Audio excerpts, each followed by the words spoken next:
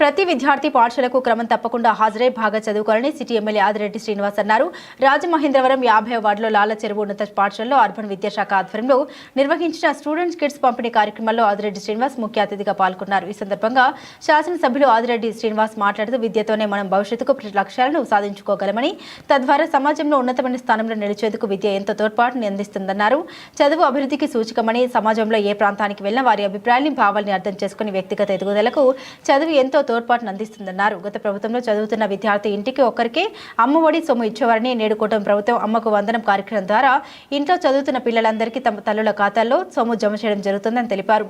విద్యార్థులకు bag, shoe, notebooks, uniforms అన్ని కలిపి కిట్లను అందజేశారు. ఏక్ పేడ్ మాకే నామ్ అమ్మ పేరుతో అమ్మతో కలిసి మొక్కలు నాటే కార్యక్రమం ప్రారంభించి పాఠశాల ఆవరణలో మామిడి మొక్క నాటారు. ప్రతి ఒక్కరూ వీలున్నన్ని మొక్కలు నాటి పెంచి పర్యావరణ పరిరక్షణకు కృషి చేయాలన్నారు. ఈ కార్యక్రమంలో జిల్లా సమగ్ర శిక్ష additional project coordinator S Subhashini, TDP రాష్ట్ర కార్యదర్శి కాశీ నవీన్, 50వ వార్డు ఇన్ఛార్జ్ మరియు town organizing secretary Ravi Yadav, Hari, Chintalapalli Nani, BCCL అధ్యక్షులు ఆనంద్, చిన్ని, అర్బన్ పాఠశాల ప్రధానోపాధ్యాయులు ఎం మల్లేశ్వరరావు, అర్బన్ పాఠశాల ప్రధానోపాధ్యాయులు, వార్డు పెద్దలు వనచర్ల సుజాత, వండారి లక్ష్మి, కాసుబని రాజు, జి సత్యనారాయణ, ఆకుల విజయభారతి తదితరులు పాల్గొన్నారు.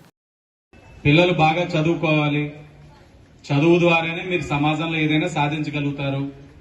చదువు లేకపోతే మనం ఏది కూడా పనికిరాని వస్తువు కింద అయిపోతాం. మీరందరూ కూడా స్కూల్కి రావాలి, చదువుకోవాలి. మీరందరూ కూడా స్కూల్కి రాని వారికి కూడా మీరు తెలియజేయండి. మంచి మంచి రిఫార్మ్స్ తీసుకొస్తా ఉన్నాం, మంచి నిర్ణయాలు తీసుకుంటా ఉన్నారు. మీకు గతంలోనే ఏదైతే అమ్మఒడి గాని, అలాగే ఇంకా పైన ఎడ్యుకేషన్ ఫీజు రియంబర్స్మెంట్ కానీ ఒకలా జరిగి చాలా మందికి ఇంట్లో ఇద్దరుంటే ఒకరికి ఇచ్చేవారు అమ్మఒడి, ఒకరికి ఇచ్చేవారు కాదు, అంతేనా? ఇప్పుడు అలా లేదు. ఈ గవర్నమెంట్ లో ఎంతమంది పిల్లలుంటే అంతమందిని కూడా చంద్రబాబు నాయుడు గారు, పవన్ కళ్యాణ్ గారు చదివిస్తారని మీ అందరికీ కూడా హామీ ఇచ్చారు. అలాగే ఇంట్లో ఉన్న మీ మమ్మీకి కానీ ఇంకెవరికైనా సరే వారికి కూడా ఫైనాన్షియల్ గా సపోర్ట్ చేస్తా ఉన్నారు. దేనికి అని అంటే మీ అందరికీ అది ఉపయోగపడాలని.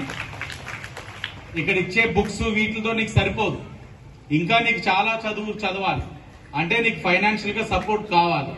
ఇవన్నీ జరగాలనే మీ మదర్స్ కూడా అమౌంట్ అకౌంట్ లో వేసే బాధ్యత చంద్రబాబు నాయుడు గారు, పవన్ కళ్యాణ్ గారు తీసుకున్నారు. ఆ విషయం మీరు అందరు కూడా గమనించండి. స్కూల్లోని ఇన్ఫ్రాస్ట్రక్చర్, మీకు ఏదైనా టాయిలెట్స్ కానీ, ఫ్యాన్స్ కానీ, లైట్లు కానీ ఇంకే ఇబ్బంది అయినా తప్పకుండా ఇక్కడి నుంచి మా వారు కూడా టీడీపీ నాయకులు ఇక్కడికి వస్తారు, చూస్తారు. ఒకవేళ గవర్నమెంట్ నుంచి మీకు అది అవ్వకపోతే ఏదో ఒక ఇన్స్టిట్యూషన్ పట్టుకొని మీకు ఇబ్బంది కలగకుండా చేయించే బాధ్యత మేము అందరం తీసుకుంటాం. కానీ స్కూల్కి మాత్రం అందరు రండి.